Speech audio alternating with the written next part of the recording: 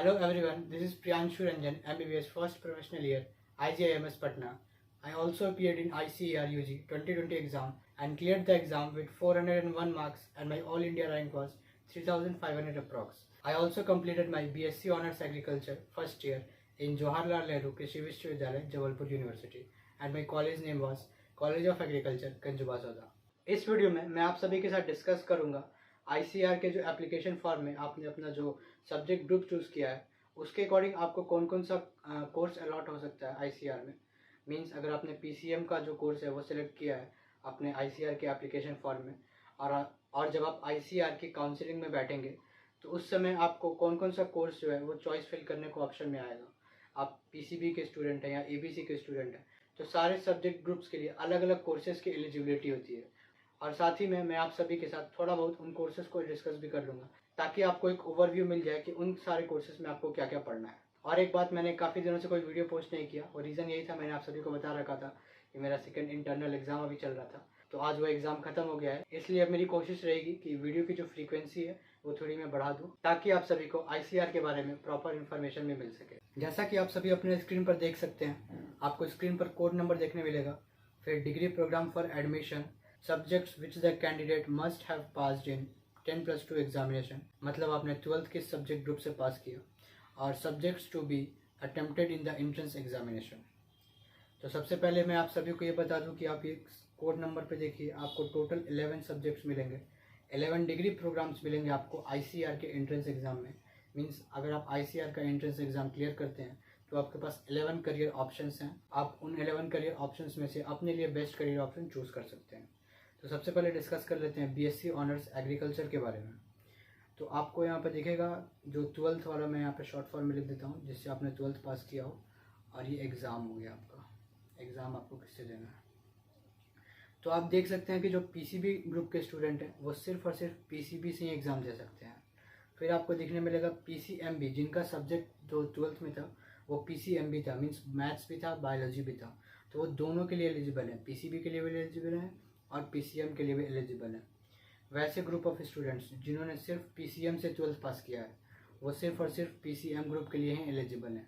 फिर वैसे group of students जिन्होंने अपना एग्रीकल्चर से अपना 12th पास किया है तो वो पीसीए और ABC, means physics chemistry agriculture और एग्रीकल्चर बायोलॉजी केमिस्ट्री, ये दोनों सब्जेक्ट्स के लिए एलिजिबल है। उनके पास ऑप्शन है, वो दोनों सब्जेक्ट से एग्ज़ाम दे सकते हैं, दोनों में से किसी एक सब्जेक्ट से।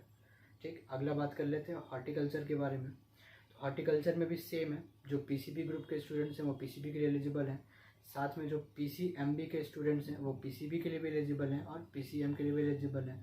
फिर जो पीसीएम के स्टूडेंट्स हैं वो पीसीएम के लिए एलिजिबल हैं सिर्फ, और उसी तरह जो इंटर एग्रीकल्चर के स्टूडेंट्स हैं वो दोनों सब्जेक्ट्स के लिए एलिजिबल हैं, मीन्स पीसीए और ABC.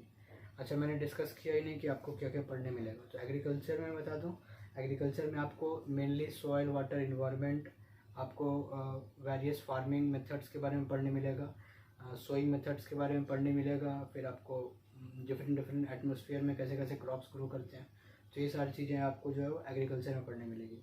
Means overall vegetable fruits को सबका इंक्लूड करके मिलेगा आपको एग्रीकल्चर में। हॉर्टिकल्चर का बात कर लेते हैं। हॉर्टिकल्चर में आपको मेनली फ्रूट्स वेजिटेबल्स ओरिएंटेड ही आपको मिलेगा। और हॉर्टिकल्चर के बारे में एक और पॉइंट जानने लायक है कि जो एग्रीकल्चर और हॉर्टिकल्चर है और भी बहुत सारी जो डिग्रीज़ हैं उन सारे का जो फर्स्ट ईयर है वो लगभग सबका सेम होता है। ठीक है, तो हॉर्टिकल्चर में भी मतलब आपको लास्ट में जा कर के थोड़ा सा आपको शिफ्ट मिलेगा वेजिटेबल्स और फ्रूट्स के रिगार्डिंग, लेकिन आपको एग्रीकल्चर में आपको सब कुछ पढ़ना पड़ेगा। फिर उसके बाद है आपको BFSc, bachelor of fishery science. तो इसके बारे में आपको देख सकते हैं पीसीबी ग्रुप के स्टूडेंट्स पीसीबी से एग्ज़ाम दे सकते हैं। फिर आपको यहाँ पे पीसीएमबी स्टूडेंट्स मिलेंगे जो कि सिर्फ पीसीबी से दे सकते हैं। और फिर आपको मिलेगा लास्ट में इंटर एग्रीकल्चर, जो कि सिर्फ एग्रीकल्चर वाले के पास 2 सब्जेक्ट है तो किसी में से भी एक एग्ज़ाम दे सकते हैं। मीन्स जिस भी स्टूडेंट के पास पीसीएम रहा होगा वो आईसीआर के थ्रू जो है वो कॉलेज नहीं ले सकता, वो डिग्री चूज़ नहीं कर सकता बीएफएससी का। यहाँ पे आपको बायोलॉजी या एग्रीकल्चर होना कंपलसरी है, तभी आप बीएफएससी का जो डिग्री है वो ले सकते हैं, पीसीएम वाले नहीं ले सकते हैं इसको। इसके बाद बात कर लेते हैं फॉरेस्ट्री एग्ज़ाम का, फॉरेस्ट्री डिग्री का। तो फॉरेस्ट्री में भी पीसीबी वाले एलिजिबल हैं, उसी तरह से पीसीएमबी वाले भी हैं लेकिन यहाँ पे सिर्फ और सिर्फ पीसीबी वाले ही एलिजिबल रहेंगे। मीन्स इसमें भी आपका अगर पीसीएम है तो आप इसमें एलिजिबल नहीं हैं। और सिमिलरली अगर एग्रीकल्चर है आपका तो आपके पास दो सब्जेक्ट है, आप दोनों में एलिजिबल हैं। फिर अगला बात कर ले बीएससी कम्युनिटी साइंस, तो इसमें भी पीसीबी वाले हैं यहाँ पे और पीसीबी है, और पीसीएमबी वाले और पीसीएम मीन्स आपके पास अगर फिजिक्स केमिस्ट्री बायोलॉजी है, फिजिक्स केमिस्ट्री मैथ्स बायोलॉजी है या फिजिक्स केमिस्ट्री मैथ है, आप एलिजिबल हैं बीएससी कम्युनिटी साइंस के लिए। यहाँ पर आपको एग्रीकल्चर ग्रुप जो है वो एलिजिबल नहीं है, एग्रीकल्चर जो है वो एलिजिबल नहीं है। फिर अगला बात कर लेते हैं फूड न्यूट्रिशन एंड डायबिटिक्स। इसमें भी आप देख सकते हैं कि जो पीसीबी ग्रुप के स्टूडेंट्स हैं वो एलिजिबल है, जो पीसीएमबी ग्रुप के स्टूडेंट्स हैं और जो पीसीएम है वो भी एलिजिबल है, same as BSc community science. यहाँ पे भी आपको एग्रीकल्चर ग्रुप जो है वो आपको देखने नहीं मिलेगा। फिर बीएससी ऑनर्स सेरिकल्चर भी आपको क्या है एग्जैक्टली सेम एससी की तरह, यहाँ पे भी आपको एग्रीकल्चर नहीं देखने मिलेगा। Agriculture group means agriculture group के स्टूडेंट्स जो है वो इन सारे कोर्सेज में एडमिशन नहीं ले सकते हैं ICAR के थ्रू। फिर कोड नंबर 8 का बात कर लें तो बीटेक एग्रीकल्चर इंजीनियरिंग मीन्स उन स्टूडेंट्स जिनके पास PCM है और जिनके पास PCMB है, तो वो एग्ज़ाम देंगे अगर PCM से, तो ही जा करके उन्हें यह कोर्स फिल करने मिलेगा अपने ICAR के चॉइस फिलिंग में। मीन्स यहाँ पर PCB और एग्रीकल्चर दोनों के दोनों एलिजिबल नहीं है। अगर आपके पास 12th में सब्जेक्ट ग्रुप सिर्फ PCB था या फिर सिर्फ एग्रीकल्चर था, आपके पास मैथ्स नहीं था और आपने ICAR का एग्ज़ाम भी मैथ्स से नहीं दिया है, तो भी आप एलिजिबल नहीं हैं बीटेक एग्रीकल्चर इंजीनियरिंग के लिए। फिर बात कर लेते हैं इसके बाद बीटेक डेयरी टेक्नोलॉजी के लिए। यहाँ पे भी आपको सेम केस मिलेगा, आपको PCB ग्रुप जो है और जो एग्रीकल्चर ग्रुप है वो दोनों आपको प्रेजेंट नहीं मिलेगा, सिर्फ और सिर्फ PCM के लिए ही है कोर्स। और फिर बीटेक फूड टेक्नोलॉजी का भी सेम केस, यहाँ पे भी आपको PCB और एग्रीकल्चर ग्रुप नहीं मिलेगा। बीटेक बायोटेक्नोलॉजी, यहाँ पर आपको PCB भी है PCM भी है, लेकिन यहाँ पे आपको एग्रीकल्चर ग्रुप ऑफ स्टूडेंट्स नहीं मिलेंगे। तो ये तो ओवरव्यू मिल गया आपको कि किन किन सब्जेक्ट्स अगर आपने, तो ये तो आपको ओवरव्यू आइडिया मिल गया है कि आपका जो सब्जेक्ट है उसके अकॉर्डिंग आपको कौन कौन सा चॉइसेस है आपको फिल करने को मिलेगा ICAR के काउंसलिंग में। फिर मैंने कुछ डिग्री के बारे में डिस्कस नहीं किया, मैं भूल गया था। फिर चलिए कोड नंबर 3 से स्टार्ट करते हैं। मैंने स्टार्टिंग में एग्रीकल्चर हॉर्टिकल्चर वो डिस्कस कर लिया है। तो BFSC का अगर बात कर ले तो इसमें आपको फिशरी के बारे में पढ़ना पड़ेगा। फिश से जो भी हम लोग न्यूट्रिशन डिराइव करते हैं उसके बारे में पढ़ना पड़ेगा, जो कि उसमें केमिकल होते हैं, बायोकेमिकल्स होते हैं जो कि हमारे मेडिसिन में भी यूज़ हो सकते हैं, या फिर जो भी हमें न्यूट्रिशन मिलता है फिश से, तो इन सारी चीज़ों के बारे में आपको यहाँ पढ़ना पड़ेगा BFSC में। आपने नाम तो सुना ही होगा, पिसीकल्चर, एक्वाकल्चर, इन सारी चीज़ों के बारे में, तो यहाँ पे आपको ये पढ़ना पड़ेगा। फिर इसके बाद मैं आपको बता दूँ BSc ऑनर्स फॉरेस्ट्री में आपको यहाँ पे पूरा फॉरेस्ट के बारे में पढ़ने मिलेगा। आपको फॉरेस्ट मैनेजमेंट के बारे में पढ़ने मिलेगा कि कैसे आप फॉरेस्ट को मैनेज करते हैं, फॉरेस्ट प्रोटेक्शन, ये सारी जो चीज़ें हैं वो आपको BSc ऑनर्स फॉरेस्ट्री मिलेगा। हालांकि जो एग्रीकल्चर हॉर्टिकल्चर फॉरेस्ट्री है इनका बहुत सारे सब्जेक्ट्स जो है वो मैच भी करता है। ठीक है, मैंने भी एग्रीकल्चर जब पढ़ा था तो मुझे भी फॉरेस्ट्री पढ़ना पड़ा था फर्स्ट ईयर में। तो सब्जेक्ट वाइज बहुत सारे सब्जेक्ट्स आपको कॉमन मिलेंगे। तो ये थोड़ा बहुत डिस्कशन हो गया फॉरेस्ट्री के बारे में भी। इसके बाद है BSc ऑनर्स कम्युनिटी साइंस। देखिए इसके बारे में बता दूं आपको, इसमें कम्युनिटी के बारे में पढ़ना होता है। कम्युनिटी मतलब क्या, मतलब कि आपके आसपास जो लोग रहते हैं उनका रहन सहन, खाना पीना, उनका पहनाव, इन सारी चीज़ों के बारे में आपको पढ़ना पड़ता है BSc कम्युनिटी साइंस के बारे में।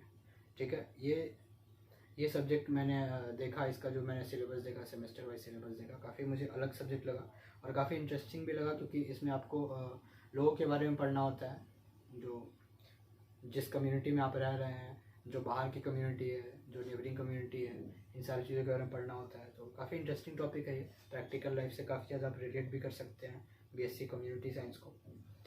इसके बाद बात कर लेते हैं फूड न्यूट्रिशन एंड डायबिटिक्स के बारे में, तो इसको एक्सप्लेन करने की ज़्यादा ज़रूरत है नहीं। बात कर लेते हैं BSc ऑनर्स सेरिकल्चर के बारे में, तो इसमें आपको मेनली सिल्क वर्म के बारे में पढ़ने मिलेगा। फिर उसके बाद है आपके पास बीटेक एग्रीकल्चरल इंजीनियरिंग, इसके बारे में बात कर ले तो इसमें आपको मैकेनिकल चीज़ ज़्यादा मिलेगा, मतलब मशीनरी चीज़ थोड़ा मिलेगा। मीन्स आपको ये पढ़ने मिलेगा कि आप किस तरह के मशीन जो है वो इन्वेंट कर सकते हैं, ताकि आप एग्रीकल्चरल प्रैक्टिस को और आप आसान बना सके फार्मर्स के लिए। तो ये जो चीज़ें हैं आपको बीटेक एग्रीकल्चरल इंजीनियरिंग में पढ़ने मिलेगी। और साथ में आपको फील्ड नॉलेज में मिलेगा, आपको कैसे क्रॉप्स ग्रो करते हैं, और आपको बीटेक में आपको टेक्निकल वर्क थोड़ा सा देखने मिलेगा। इसके बाद बात कर लेते हैं बीटेक डेयरी टेक्नोलॉजी के बारे में। तो इसका भी नेम सजेस्ट कर रहा है कि ये मेनली मिल्क प्रोडक्ट से रिलेटेड है। इसमें आप डेयरी सुपरवाइज़र बन सकते हैं और भी इसमें काफ़ी सारे स्कोप हैं। तो मतलब ये मिल्क से रिलेटेड ओरिएंटेड पढ़ाई होगा कि आपको उसको कैसे कल्चर करना है और कैसे पूरा का पूरा डेयरी सिस्टम है उसको मैनेज करना है। फिर इसके बाद बात कर लेते हैं बीटेक फूड टेक्नोलॉजी के बारे में। तो फूड के बारे में तो सबको पता है, it is the most important thing in anyone's life. तो दुनिया में जो भी कुछ होता है खाने के लिए होता है, तो ये तो काफ़ी ज़्यादा इंपॉर्टेंट चीज़ है। और इसमें आपको पढ़ने मिलेगा फूड के क्वालिटीज़ के बारे में, ब्रेड, बटर, जैम, ये जो भी डे टू डे लाइफ में हम लोग खा रहे हैं उसमें क्या न्यूट्रिशन है, क्या केमिकल्स हैं, मतलब क्या क्या चीज़ हम लोग इन्हेंस कर सकते हैं ताकि जो डिजीज़ को हम लोग ओवरकम कर सकें। तो ये सारी चीज़ें जो है आपको फूड टेक्नोलॉजी में पढ़ने मिलेंगी। लास्ट कोर्स बीटेक बायोटेक्नोलॉजी की बात कर लेते हैं। इसमें हम सभी को पता ही है, मतलब जिन्होंने पीसीबी से पढ़ा है, 12th का बायोलॉजी पढ़ा है, एनसीईआरटी पढ़ा है। तो बायोटेक में क्या क्या पढ़ते हैं हम लोग वहाँ पे, जेल इलेक्ट्रोफोरेसिस पढ़ते हैं हम लोग, डीएनए फिंगरप्रिंटिंग वगैरह सब चीज़ पढ़ते हैं। तो मेनली जेनेटिक और जीन से रिलेटेड अगर कुछ टेक्नोलॉजी है तो बीटेक बायोटेक में हम लोग को पढ़ने मिलेगा। तो लगभग आपको थोड़ा बहुत आइडिया हो गया है कि किन किन कोर्सेज में क्या क्या चीज़ है जो पढ़ने मिलेगा, और आपने जो फॉर्म फिल किया है उसके अकॉर्डिंग आप किस कोर्स के लिए एलिजिबल है। एक और मैं बेसिक बात आप सभी के सामने मेंशन कर देता हूँ कि आपने जिस भी स्ट्रीम से 12th पास किया है आपको उसी स्ट्रीम से अपना आईसीआर का एग्ज़ाम में भी अपीयर करना है। और एक बात मैं मेंशन कर दूं कि आईसीआर का जो एप्लीकेशन फॉर्म का जो डेट था वो एक्सटेंड हो गया है, बहुत लोगों को पता भी होगा। आई होप कि आप सभी ने तो फॉर्म फिल कर लिया होगा, लास्ट डे तक आप वेट नहीं कर रहे होंगे। अगर नहीं किया तो अभी फॉर्म फिल कर लीजिए। आपको फॉर्म फिलिंग में कोई दिक्कत है तो आप मेरा वीडियो देख सकते हैं, आपको आई बटन में देखने मिल जाएगा। या फिर अगर आपको एग्ज़ाम पैटर्न, एग्ज़ाम के किस टाइप में क्वेश्चंस आते हैं, इन सारी चीज़ों के बारे में भी जानना है तो भी आपको वीडियो जो है आपको आई बटन में देखने मिल जाएगा। आप वहाँ जा कर के वीडियो देख सकते हैं। मैंने अच्छे से पूरा एक्सप्लेन कर दिया है कि आईसीआर का जो एग्ज़ाम पैटर्न है वो कैसा आता है, नीट से इसका कंपेयर किया है, जेई से भी कंपेयर किया है। तो आप उस वीडियो को अच्छे से देख लीजिएगा तो आपको आईसीआर एग्ज़ाम के बारे में अच्छे से पता चल जाएगा कि कैसा एग्ज़ाम होता है आईसीआर का, मीन्स ओवरऑल आइडिया भी आपको लग जाएगा।